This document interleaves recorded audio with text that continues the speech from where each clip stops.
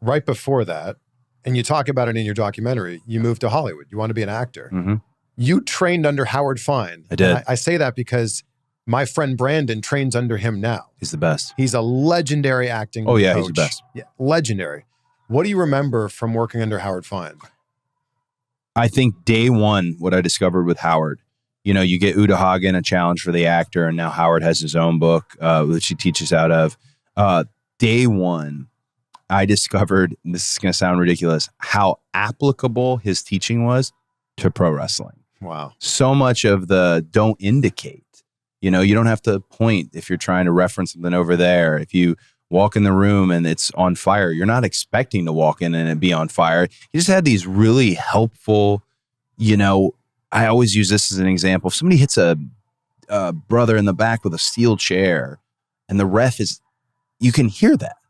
So these are the things, like, we can't do that. Like, there's a suspension of disbelief to wrestling, and it needs to be the same level the big artsy mediums have. And that just Howard's class was super helpful. I kept thinking, this will be helpful for my wrestling career when I start that, which I should have just not taken the time. I'm very grateful for Howard. I had nothing to do in LA but that. I was grateful for the fact that he's not just teaching you acting. He probably hates this term, but that weekly class is very therapeutic. You have to look inside. That's what you're putting out on stage, you're putting out on film, whatever. You have to be emotionally aware and connect.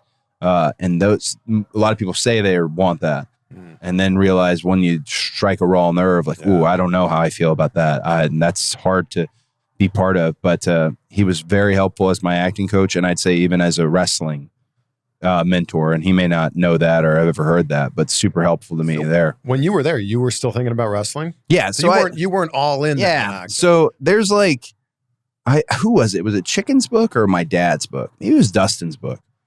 I don't know. Did Dustin write a book? Yeah. Either way, there was I think it was a media interview he did. He said something like that I didn't want to be a wrestler.